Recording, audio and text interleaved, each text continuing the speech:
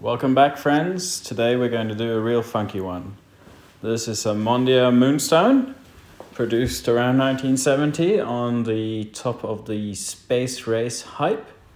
And as you can see, it's very psycho-moonadelic, or whatever you'd call it. So we have these two big discs, which tell the time, and a more traditional sweep second hand. This is a mono-case construction, so to get it out we have to pull the split stem out and remove the crystal.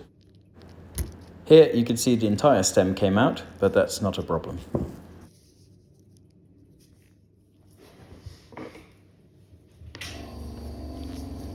What I do to remove the crystal is blow compressed air into it and pop the crystal out. It's a safe method of doing this. So my next mission here is to get the movement out of the case. This case seems to be made of plastic, some form of, I don't know if it's a fiberglass or plastic, but it's a soft case anyway, so I've got to be careful with that. And to remove the movement, I'm going to take this bezel ring out, which is helping holding the movement in place when the crystal's in.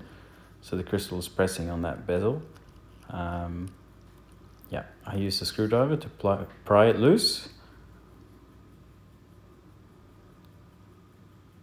Being very careful not to touch the dial, as I don't want to scratch or chip it. Now hopefully it will just fall out, which it does not. So I do need to do something to get it out without damaging it. The best way of doing this, I figured out, was actually putting a screwdriver in through the pendant tube and lifting the movement out. Here you can see the inside of the case, and here you can see the movement. So this is an AS caliber 1950, which is very similar to the caliber 1800, which it's based on, but it has a higher beat rate. So instead of 18,000 beats per hour, it has 21,600 beats per hour. Now I'm removing the hands, and as you can see, the sweep second hand is standard, but the hour hand and the minute hand are quite large discs. To remove these, I find the best way is to remove the dial with the hands on, so the surface of the dial will press the hands off. This is much safer than trying to get a dial removing tool in between there. And as you can see, they are going to pop off quite nicely. To help me lever the dial off with the hands, I use a screwdriver and pry it up carefully. There went the minute hand, and the hour hand comes off without any problem. There's no damage to the dial or the discs, so mission success. Very cool looking hands.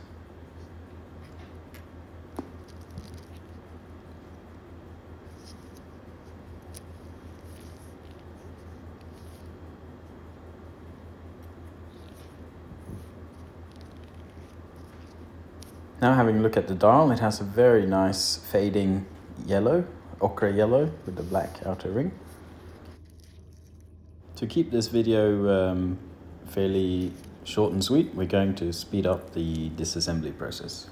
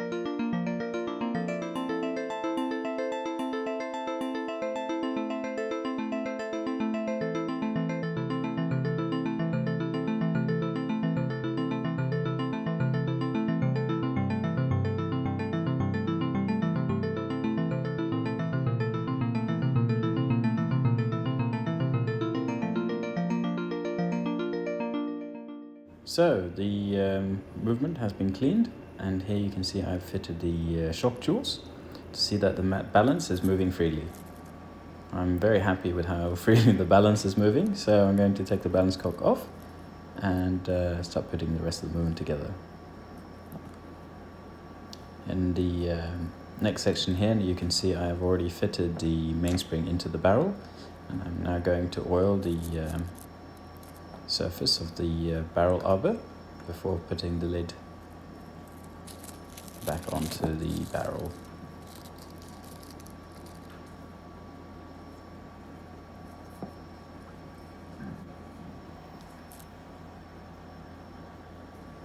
Here I am oiling the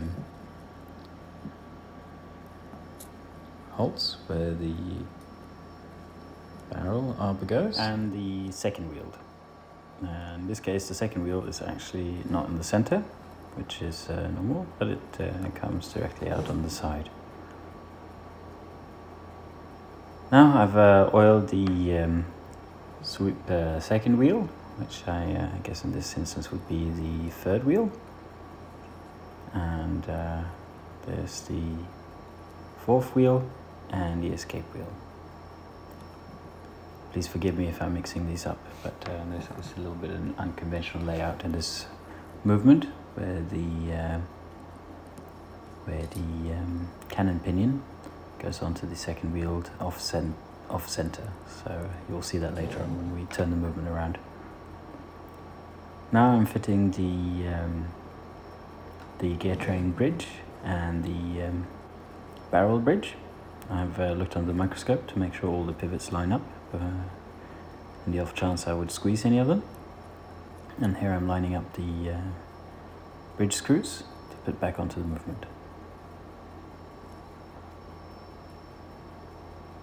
The nice thing with the Mondia is that it's a fairly good movement in this case. Sometimes you get these very funky watches that have extremely cheap movements, like pin pallets and etc. And that makes them close to unserviceable. For example, all Timex watches, barrel bridges are all riveted together, so it's not much you can do. And the gear train in general, but in this case it's very, very serviceable and should last many years after a good service. See, I've fitted the crown wheel here. It also has a steel sleeve to protect it from wear, which is very nice. A lot of movement has this, but I've seen them without, and that's lazy watchmaking, but no such thing in this AS movement. Now I'm fitting the ratchet wheel. Both these wheels are not very highly decorated, but functional. Now we're moving on to the winding mechanism and the winding and setting mechanism. I'm oiling the winding pinion, or greasing the sliding surfaces, contact surface, that will contact the sliding pinion.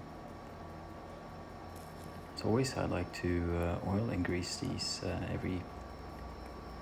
every surface that has contact with another, in order for smooth operation. I'm fitting the setting lever here, then I have to take the movement off and screw it in from the top. You can see I've already fitted the split stem in there as well. Split stem simply means stem that's made out of two parts that click together when the movement's in the case. So there's the yoke, followed by the yoke spring. I'm pre-oiling a couple of surfaces here. Oh, that's the wrong cannon pinion. That's for the center wheel, or the center post in this case. That's the correct cannon pinion. So the cannon pinion is off center in this movement. Makes it a bit unusual, but also a nice way of doing it.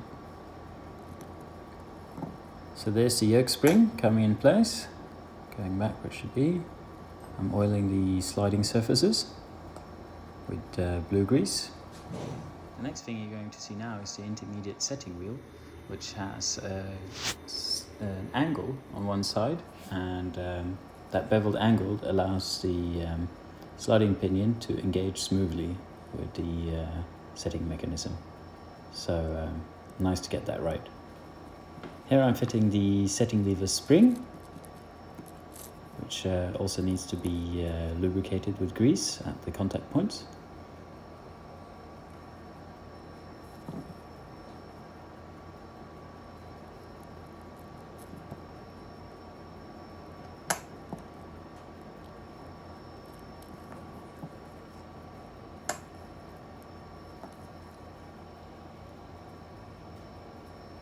Next I'm going to fit the minute wheel here.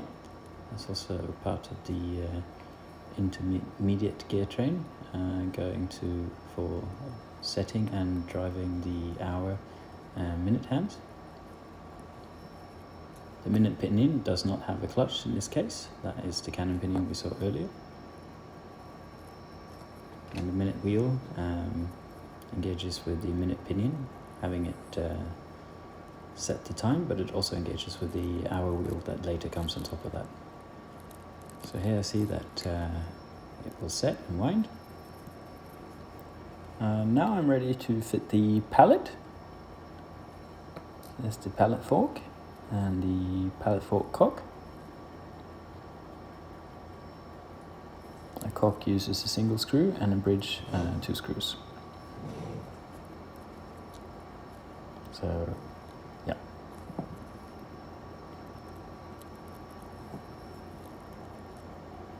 Now it's always a bit tricky to wind a split stem when it's not in the case, because in a sense it needs to slide either way.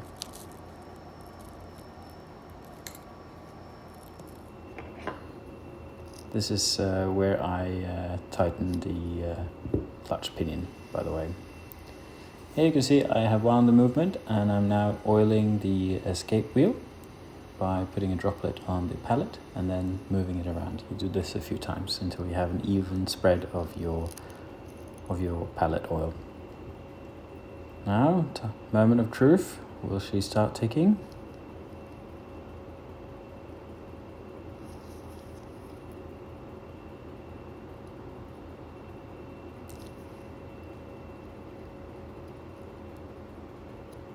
Yes, she does. Nice.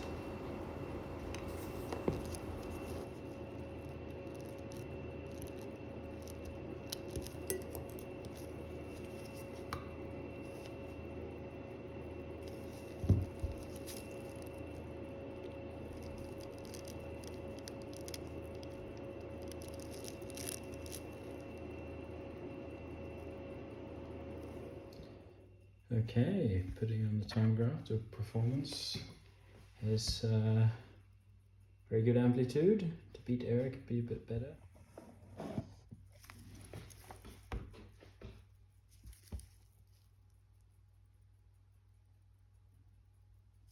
So the nice thing on this movement is that the beat error is adjustable on the boot.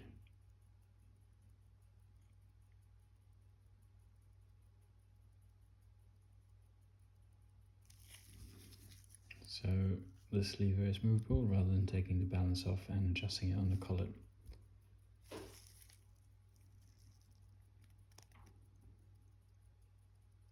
We're adjusting the regulator pins.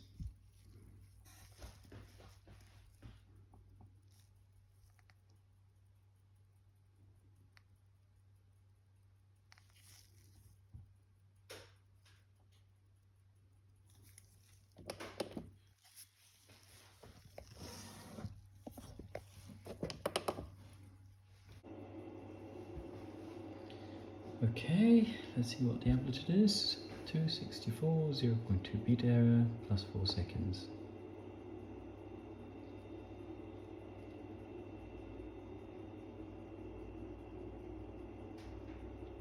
Stabilizing, going up a little bit, 272.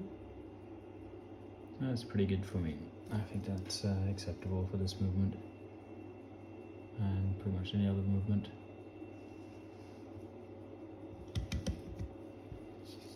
Turning it dial side up.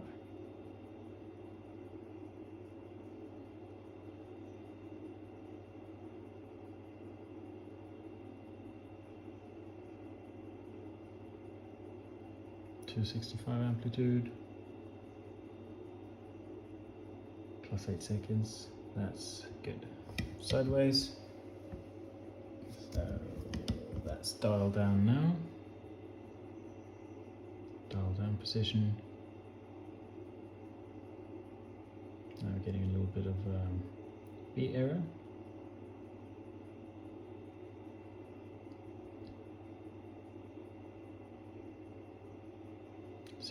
.3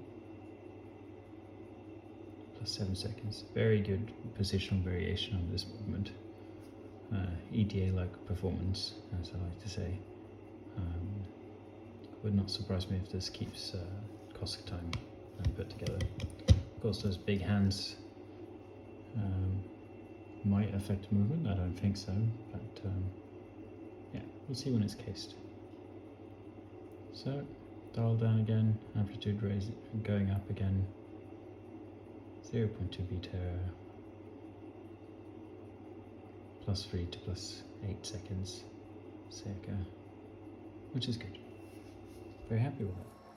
Now I'm happy with the base movement performance. I'm going to fit the date mechanism.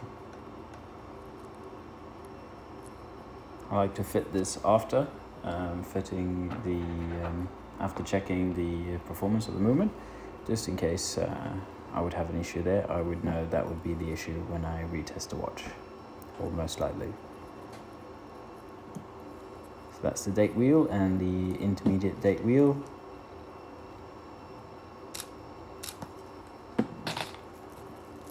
Now for the date disc.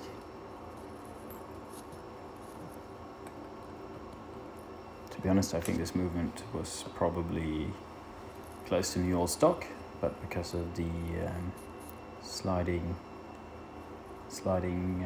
cannon pinion, it was not showing the correct time. So everything's in very good condition and pure joy to work on compared to some of the other things I do, which are not in this kind of condition.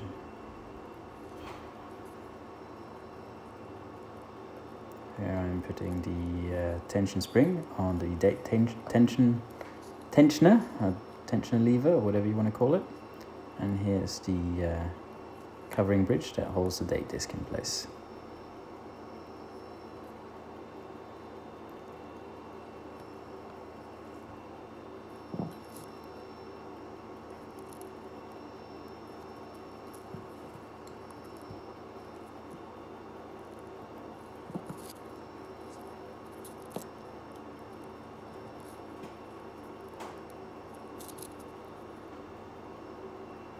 Now it's also a good time to see if the date mechanism works before I go any further. So it's in setting position. Yeah, that's good. Happy with that.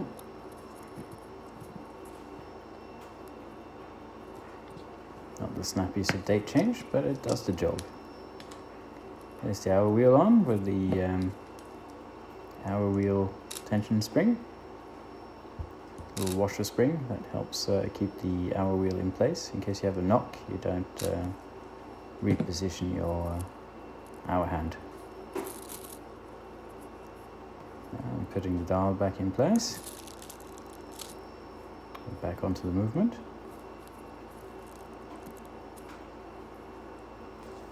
I do, however, have a slight problem that the dial feet do no longer align, so that indicates that one has been slightly deformed, maybe when I took it off to movement, or it already was like that. But I do get the enjoyable task of re-straightening it. Use a pair of pliers and very gently straighten it out. Bit too much force and your dial foot will come off, and that's another story for another day, but luckily not this time. So here the dial's coming back onto the movement. Time to tighten the dial foot screws, or dial pillars, depending on what you like to call them. Now in this case I'm going to fit the hands while the movement's in the case, so it's much easier to set it with the split stem inside a pin tube of the case, like so. That's pressed down, got to find the right position, and you just push it into place. Push it into place, you can operate it like a normal watch. Of course, if you try to pull it out too hard, you're already in setting position, you keep pulling, you might pull the split stem out. Common thing to happen when they're worn or starting to lose the tension. There you go, date change.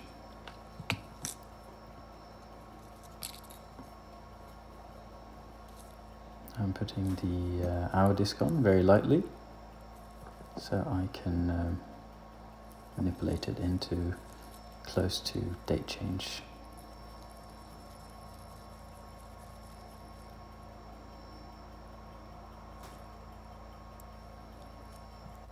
Pretty close.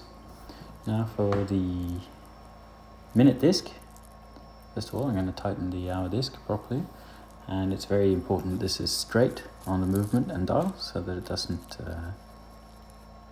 rub up against the dial surface.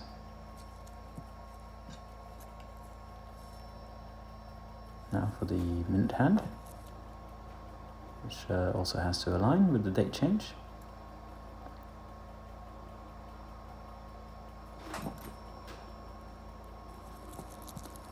Same principle applies, you need to have it dead straight and make sure it doesn't rub on the other disc.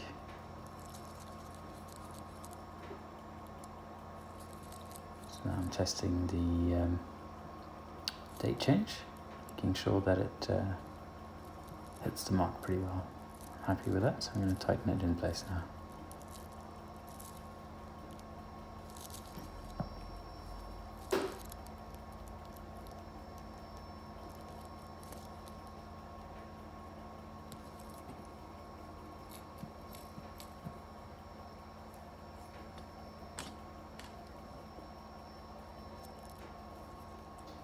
Now for the sweep second hand, which is like any other, you put it on the sweep second wheel arbor, and it should move nicely.